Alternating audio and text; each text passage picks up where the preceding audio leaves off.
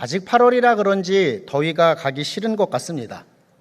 소나기 예보도 있고 여전히 낮 시간에는 무덥기도 합니다. 그런데 이 더위는 분명 갈 것입니다. 믿으시죠? 갈 것입니다. 이제 다음 주일 9월을 시작하면서부터 오전 예배를 통하여서 마가복음 말씀을 쭉 살펴보고자 합니다. 그래서 오늘은 본격적으로 마가복음에 들어가기에 앞서서 마가복음 전체를 아우르는 하나의 귀한 주제에 대해서 살펴보고자 하니 그 내용을 오늘 우리에게 주신 본문 함께 읽은 마가복음 15장 33절로 39절 말씀에 기초하여서 천지를 울리는 하모니에 화답하라 라고 하는 제목으로 함께 말씀의 은혜를 나누고자 하겠습니다. 다시 한번 우리 주제를 함께 읽어볼까요? 천지를 울리는 하모니에 화답하라 라는 주제로 우리 함께 말씀의 은혜를 나누도록 하겠습니다. 우리가 함께 읽은 본문입니다. 마가복음 15장 33절로 39절. 우리 성도님들 어떠한 마음으로 또 어떠한 감동과 감격으로 읽으셨을지 모르겠지만 마가복음의 클라이막스와 같은 부분이 바로 오늘 본문 마가복음 15장 33절로 39절 말씀입니다. 마가복음만의 클라이맥스일까요? 아닙니다. 성경 전체를 볼 때에 구약이 메시아가 오실 것이다 라고 하는 예언, 신약은 메시아가 오셨다라고 하는 예언으로 생각해 볼 때에 그 중심에 메시아이신 예수님의 이야기가 있음을 우리가 잘 알고 있습니다. 그 예수님의 이야기, 특별히 예수님께서 이 땅에 오신 이유와 목적인 우리 죄를 담당하시고자 십자가 위에서 죽으심으로 우리의 구원을 완성하신 이 모든 성경의 중심의 내용, 성경의 클라이맥스가 바로 우리가 오늘 본문으로 살펴보는 마가복음 15장 33절로 39절 말씀입니다. 이처럼 성경의 중심이 되시는 예수님, 그 예수님께서 담당하신 십자가 사건에 대한 오늘 본문의 기록의 내용에 있어서 우리가 이 시간에는 초점을 조금 옮겨서 예수님 죽음의 현장에 있었던 예수님의 사형 집행을 담당했을 것으로 보이는 백부장을 중심으로 함께 말씀의 내용을 생각해 보면 좋겠습니다. 성경에서 그는 이름도 없이 직함만으로 기록되고 있습니다. 그 직함이 무엇이라고요? 백부장입니다. 백부장은 그 명칭에 담겨 있는 것처럼 100여 명의 그 군인들을 이끄는 지도자입니다. 군대의 지도자입니다. 예수님 당시에 있어서 대부분의 백부장은 장교로 임관된 어떠한 귀족이 아니라 쫄병에서부터 한 단계씩 올라온 사람이 맡은 일들이 바로 백부장직이었습니다. 그러므로 예수님의 사형을 담당했던 이 백부장 어떠한 모습이었을까요? 아마도 지금까지 많은 그와 같은 사형을 집행했기 때문에 많은 사람의 죽음을 목격한 자였을 것입니다. 뿐만 아니라 어쩌면 백부장의 직을 오래 감당했다라고 한다면 직접 많은 사람을 죽이기까지도 했던 사람이었을 것입니다. 그러하기에 우리가 살펴보고자 하는 이 백부장 어떤 사람일까요? 어쩌면 우리가 상상하는 것보다 훨씬 더 잔인한 사람이었을지 모릅니다. 우리가 상상했던 것보다 훨씬 더 강직했던 사람이었을지 모르겠습니다. 그런데 예수님의 죽으심을 기록하고 있는 오늘 본문에 마가복음 15장 33절로 39절 말씀에 있어서 그 마지막 절인 39절 말씀에서 무엇이라 기록하고 있습니까? 우리 39절 말씀 같이 한번 의미를 생각하며 함께 읽어보도록 하겠습니다. 읽습니다. 예수를 향하여 섰던 백부장이 그렇게 숨지심을 보고 이르되 이 사람은 진실로 하나님의 아들이었도다 하더라. 아멘. 백부장이 예수님을 향하여서 무엇이라고 고백하였습니까? 이 사람은 진실로 하나님의 아들이었도다. 지금 본문에서 백부장이 고백하고 있는 이 사람은 진실로 하나님의 아들이었도다가 얼마나 엄청난 의미를 담은 고백인지를 우리가 살펴보게 될 때에 오늘 본문이 우리에게 주시는 귀한 교훈을 더욱더 분명하게 깨닫게 됩니다. 본문이 마가복음 안에 포함되어 있습니다. 마가복음은 총 16장으로 구성되어 있습니다. 오늘 본문이 이제 그 16장까지의 말씀 중에서 15장의 뒷부분에 있는데요. 이 부분에 이를 때까지 그 누구도 예수님을 이렇게 부르지 아니하였습니다. 제자들도 예수님을 그리스도, 즉 메시아라고 부르기는 하였지만 당시의 개념으로 이 그리스도가 신이라고 하는 개념까지 포함하지는 않았습니다. 그냥 메시아이시다, 그분은 무엇인가 우리를 구원하실 분이시다, 어쩌면 그 당시의 사회적 배경에 기초하여서 로마의 그 속박으로부터 우리를 정치적으로 구할 그 정치적인 메시아이시다라고 하는 개념을 가지고 있었을지 모르겠습니다. 사실 예수님께서는 어떠한 사역을 감당하셨습니까? 친히 모든 가르침과 또 놀라운 어떠한 역사적인 그 능력을 통하여서, 심지어는 성전에서 대제사장들 앞에서 증언하시기까지, 또 성전을 깨끗하게 하시기까지 귀한 사역을 감당하심으로 자신이 하나님의 아들, 즉 자신의 신성을 나타내셨습니다. 그런데 마가복음에서 지금 이 부분에 이를 때까지 아무도 예수님을 하나님의 아들, 즉 신이라고 부르지 아니하였다라는 것입니다. 그런데 오늘 본문에서 백부장이 무엇이라고 고백합니까? 예수님의 영광스러운 모습이 아니라 예수님의 죽으심을 목격한 그가, 어쩌면 예수님의 사형 집행을 주도한 그와 같은 지휘관으로 나타나는 그가 예수님의 신성을 처음으로 고백한 사람으로 기록되고 있습니다. 오늘 본문의 마지막 39절에서 그가 무엇이라고 고백하였다고요? 이 사람은 진실로 하나님의 아들이었도다 라고 그가 고백합니다. 물론 또 다른 복음서인 마태복음으로 가면 마태복음 16장에 예수님께서 빌립보 가이사랴에서 제자들에게 묻죠. 사람들이 나를 누구라고 하느냐라고 물을 때에 엘리야, 세례 요한, 또 선지자 중에 하나입니다라고 사람들이 대답할 때 예수님께서 제자들에게 물으십니다. 그러면 너희는 나를 누구라고 하느냐라고 할 때에 베드로가 주는 그리스도시요 살아계신 하나님의 아들이십니다라고 고백합니다. 그런데 마가복음의 표현은 주는 그리스도십니다라고 하는 표현으로만 기록되어 있습니다. 다시 말씀드립니다. 마가복음에서 이 부분에 이를 때까지 그 누구도 예수님을 하나님의 아들이라 일컫지 않았습니다. 본문에서 백부장이 예수님을 향하여서 이 사람은 진실로 하나님의 아들이었도다라고 이야기하는 이 표현에 담긴 의미가 무엇일까요? 아들이라고 표현하여서 아버지보다 무엇인가 수준이 낮다, 그러한 의미가 아닙니다. 아버지가 사람이면 아들도 사람인 것처럼 지금 성부이신 아버지 하나님과 같이 성자이신 예수님 또한 이 사람은 진실로 하나님의 아들, 즉 하나님이시다라고 하는 귀한 고백을 백부장의 입을 통하여서 선포케 하시고 계시는 것입니다. 백부장이 이 십자가 사건을 통하여서 예수님을 하나님의 아들이라고 고백하는 것은 지금 그의 눈앞에서 죽음을 맞은 이 사람 예수님이 사람일 뿐만 아니라 곧 하나님이시다라고 하는 귀한 성경의 본질의 내용을 선언하는 의미를 본문이 기록하고 있다라는 것을 우리가 발견하게 됩니다. 얼마나 귀하고 얼마나 귀한 선포입니까? 우리 인간은 제한을 가지고 살아갑니다. 그렇죠.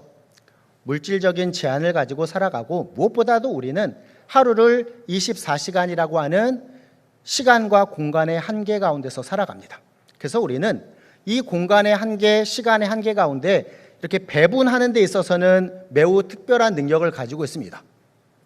100이라고 하는 개념 안에서 우리는 이 개념을 1:9 내지는 2:8 아니면 5:5로 잘 나누는 그와 같은 모습을 갖죠.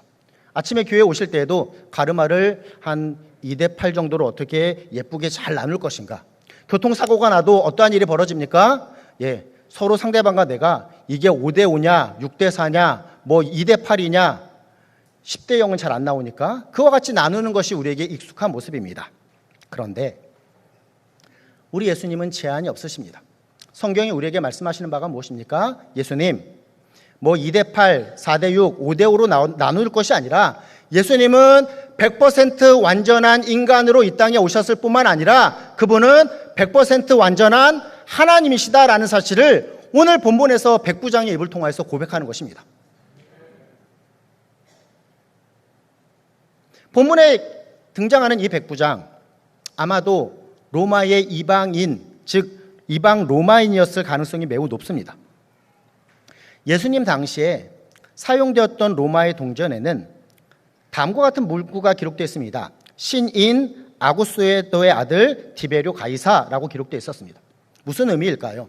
로마의 황제만이 신의 아들이다라고 하는 표현이 그들이 사용하는 동전 안에 기록되어 있습니다. 그와 같은 인식이 그 당시 살아가는 문화 안에 있었습니다. 신인, 신과 인간인 아구스도의 아들 디베rio 가이사라고 하는 문구가 동전 안에 있었다라는 것이죠. 충성스러운 로마의 군인으로서, 로마인으로서 이 충성스러운 백부장, 그가 신의 아들이라고 부를 수 있었던 자는 사실 로마의 황제 가이사뿐이었습니다. 그런데 지금 오늘 본문의 내용을 살펴보니 이 백부장이 누구에게 이 신의 아들, 하나님의 아들이라는 표현, 칭호를 사용하고 있습니까? 이 사람은 진실로 하나님의 아들이었도다라고 십자가 위에서 죽음을 당한 한 인간에게 그 표현을 사용하고 있습니다.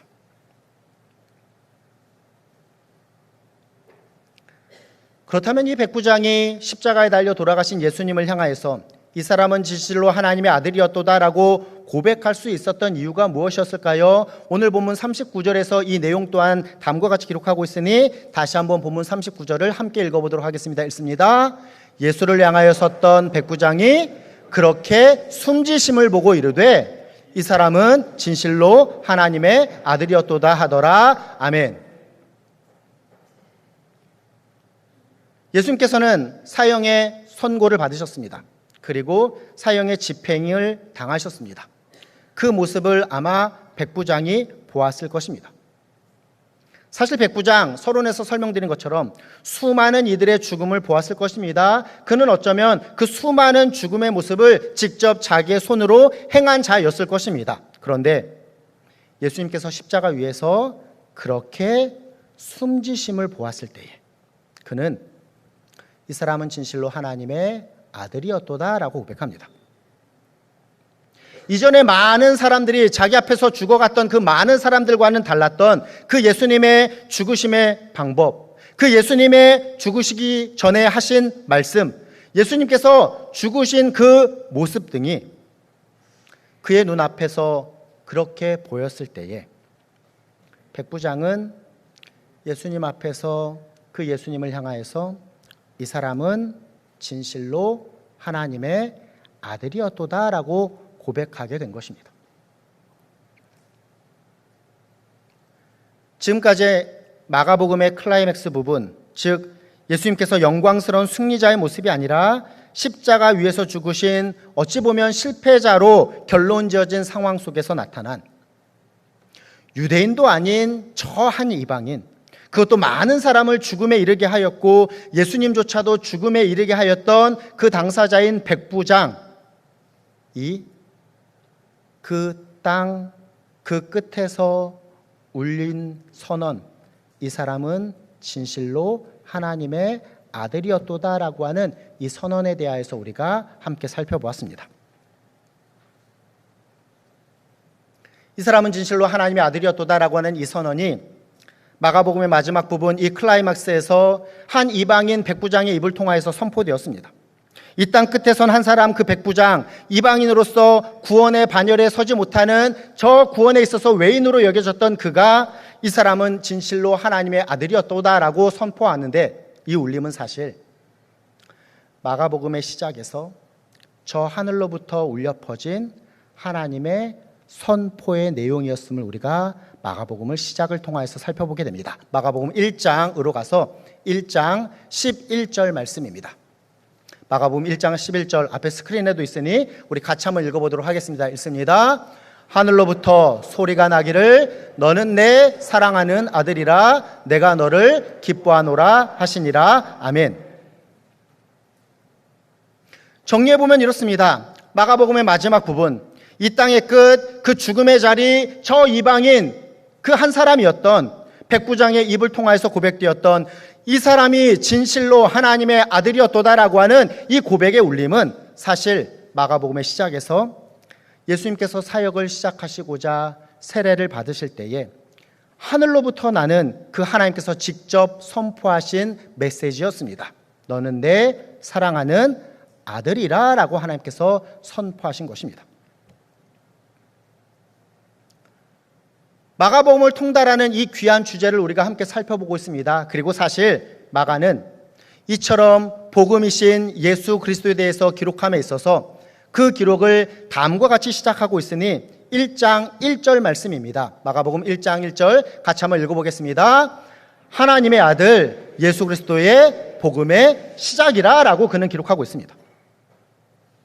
마가가 기록하고 있는, 마가가 전달하고자 하는 궁극적인 주제가 무엇입니까? 예수님 하나님의 아들이시다. 그분은 인간으로 이 땅에 오셔서 우리에게 많은 것들 가르치셨고 많은 이적들을 보이셨고 십자가 위에서 죽음을 당하신 모습이나 한 인간이실 뿐만 아니라 그분은 바로 진실로 하나님의 아들이시다, 하나님이시다라는 사실을 우리에게 소개해 주고 있는 것입니다.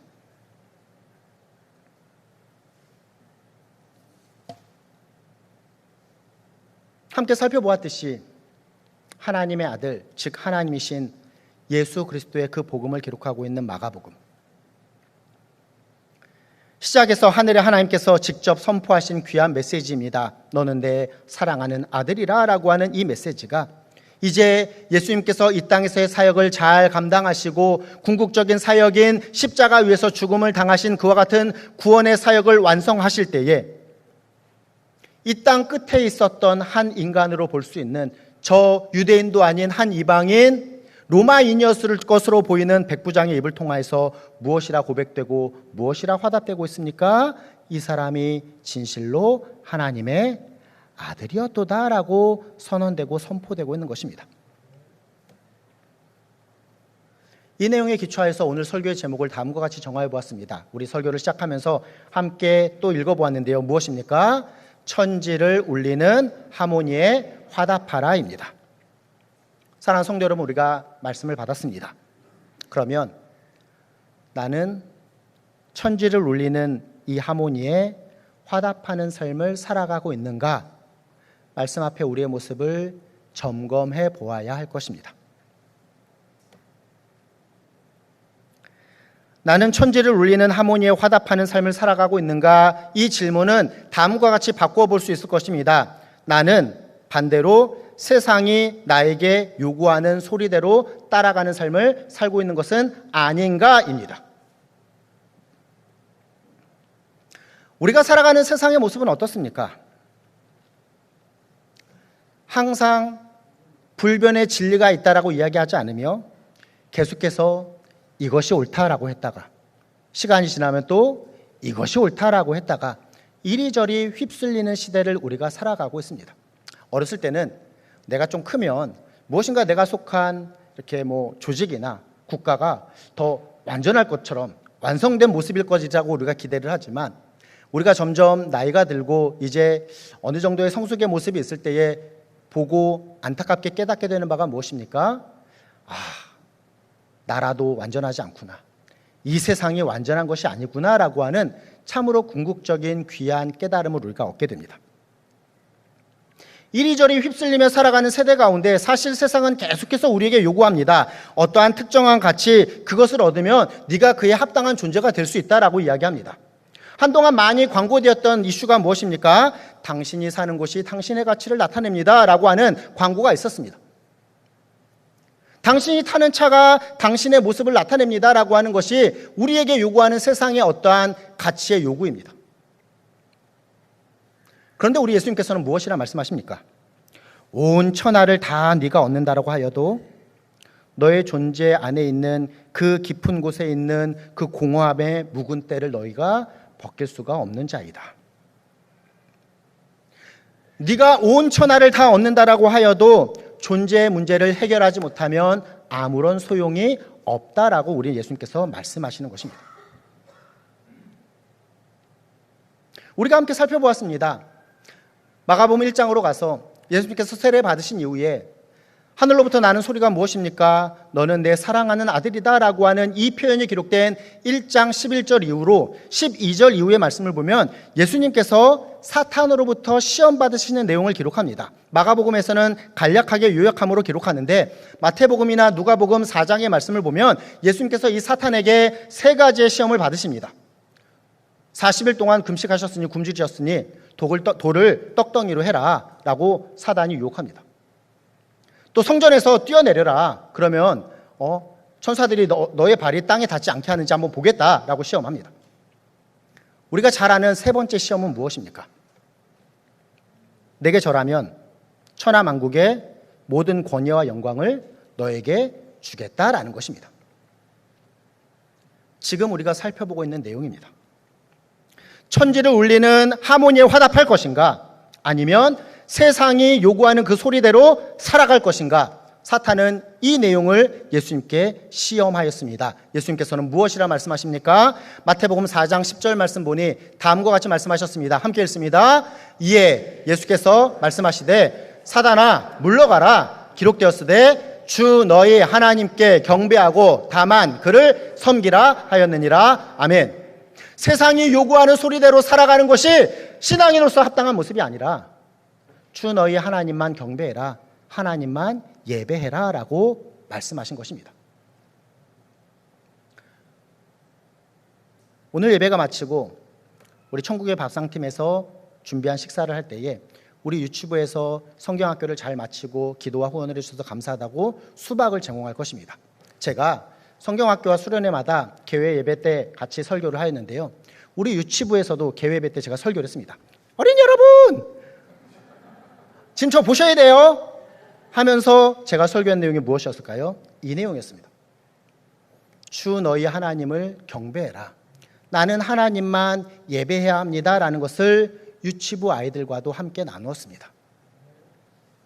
그 귀한 진리가 우리가 나이를 많이 먹고 시간이 많이 흘렀다 하여도 본질은 진리는 변하지 않는 귀한 하나님의 말씀의 교훈으로 우리에게도 주어집니다. 세상에 요구되는 소리대로 살아가는 것이 아니라 천지를 울리는 이 귀한 하늘의 하모니에 화답하는 모습으로 하나님만을 경배하는 삶을 살아가는 저와 우리 성도님들이 되셔야 한다라는 것입니다. 그럼에도 우리의 모습은 어떻습니까? 신앙생활을 한다라고 하면서도 우리는 천지를 울리는 이 하모니대로 살아감이 아니라 세상의 요구와 같이 심지어는 신앙생활을 한다라고 하면서도 하나님의 말씀이 아니라 내가 중심이 되어 살아가는 모습을 갖기 쉽습니다. 신앙생활을 하면서도 나를 위해서 예수님께서 이렇게 하셔야 한다는, 내 이러한 필요대로 예수님께서 이와 같은 은혜와 축복을 내리셔야 한다라는, 내가 정한 것이 이것이니 하나님께서 내가 정한 이것대로 나에게 이렇게 해주셔야 한다라는, 그래서 때가 될 때에 어쩌면 내가 이해할 수 없는 그와 같은 상황, 내가 이해할 수 없는 그와 같은 모습이 될 때에는 내 생각과 내 뜻대로 되지 않았다라고, 하나님 왜 내 뜻대로 내가 요구한 대로, 아니 내가 기도한 대로 내 기도에 응답해 주시지 않으십니까? 라고 하는 원망과 불만의 모습을 우리가 갖기 십상일 것입니다. 신앙생활 한다라고 하면서도 말입니다. 이것은 온전한 신앙의 모습이 아닙니다. 사실 이 시대의 모습을 따라가는 모습입니다. 우리 시대를 다원주의라고 일컫습니다. 다원주의자들의 주장은 무엇입니까? 특별히 종교 다원주의자들의 주장은 이것입니다. 종교나 신은 인간의 필요에 의해서 만들어진 것이기에 나의 필요에 의한, 나의 필요를 위한 신을 상정하게 하는 것이 종교 다원자들의 주장입니다. 결국 무엇입니까? 내가 메인이 되고 신은 부수적인 존재가 되어서 나의 필요를 채우는 존재라고 그들은 이야기합니다. 가장 쉽게 설명하면 이것입니다. 알라딘의 요술 램프에 나오는 지니처럼 내가 필요할 때마다 짠 나타나서 그것들을 해결하는 것이 내가 섬기는 신의 모습으로 현대의 종교인들이 살아간다라는 것입니다. 과연 그것이 옳은 신앙의 모습일까요? 우리가 소유한 기독교 신앙, 우리가 믿고 있는 하나님이신 예수님, 그러한 것이나 그러한 분이 아니십니다. 내가 메인이 되고 그분은 무엇인가 나의 필요를 채워주는 부수적인 내가 만들어낸 상상 속의 존재가 아닙니다. 그분은 온 세상을 창조하셨으며 더하여서 이 세상을 이끌어가고 계시며 그 놀라우신 계획 가운데 이미 마지막 날까지 어떠한 계획으로 이끌어 가실 것을 다 알고 계시는 분이십니다. 우리 스스로 구원을 이룰 수 없기에 스스로 구원의 계획을 갖고 그 스스로 구원의 계획을 이 땅 가운데 오셔서 이루신 것입니다. 나를 구원하시기 위하여, 우리를 구원하시기 위하여서 은혜를 베푸신 그 하나님이신 예수님 앞에서 내가 가진 합당한 신앙의 모습은 어떠한 모습이어야 하겠습니까? 내가가 아니라 우리 예수님의 모습이 되어야 한다라는 것이죠. 나를 위함이 아니라 예수님을 위함, 나의 뜻대로가 아니라 예수님의 뜻대로의 모습. 우리가 이와 같은 모습으로 나아갈 때에 성도다운 성도의 모습이 될 수 있고, 우리가 함께 모인 신앙의 공동체인 교회가, 우리 전농중앙교회가 교회다운 모습일 것입니다. 우리가 안타깝게 이 시대에 살펴보는 모습이 무엇입니까? 성도가 성도답지 못하고 교회가 교회답지 못한 모습을 우리가 안타까이 여깁니다. 많은 이들이 신앙의 모습에서 떠났습니다. 무엇이 잘못일까요? 세상이 무엇인가가 잘못돼서 그들이 신앙의 자리에서 떠났을까요? 아닙니다. 성도가 성도답지 못하고 교회가 교회답지 못한 우리 안의 문제들 때문에, 우리 안에 부수적으로 잘못된 문제들 때문에 많은 신앙의 이탈의 모습이 있음을 우리가 깨닫게 됩니다. 결론, 우리가 깨닫게 되는 부분이 무엇입니까? 성도가 성도다워야 하고 교회가 교회다워야 한다는 것입니다. 이 본연적인 온전한 신앙의 모습은 무엇일까요? 내가 메인이 되는 것이 아니라 하나님이신 예수님이 메인이 되시는 것입니다.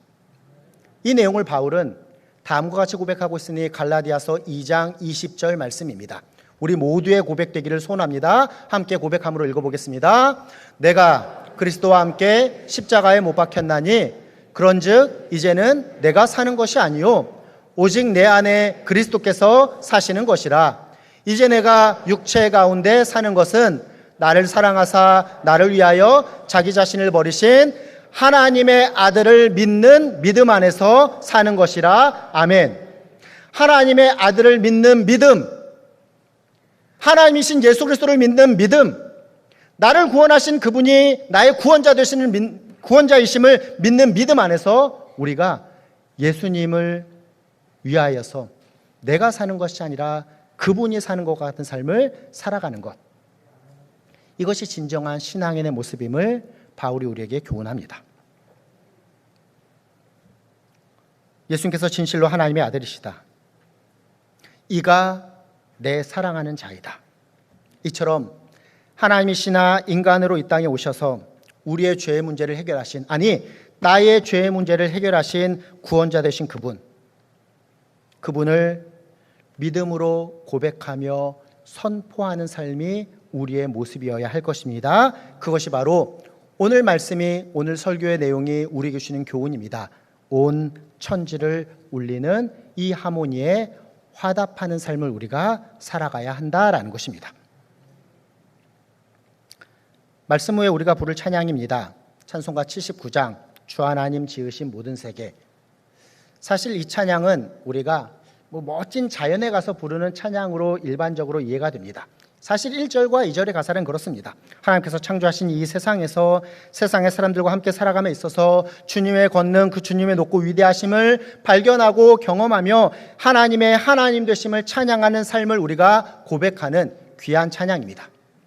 그런데 이와 같은 일반적으로 우리에게 주신 은혜만을 우리가 고백하는 것이 아니라 3절로 4절 가사를 보면 우리 구원받은 자에게 주신 특별하신 은혜를 고백하는 가사가 담겨 있습니다. 우리에게 보내주신 독생자이신 예수 그리스도를 믿는 믿음을 우리가 소유하였기에 우리는 더욱더 주님의 높고 위대하심을 찬양하는 삶을 살아가야 한다라고 하는 귀한 고백이 담겨 있는 찬양입니다.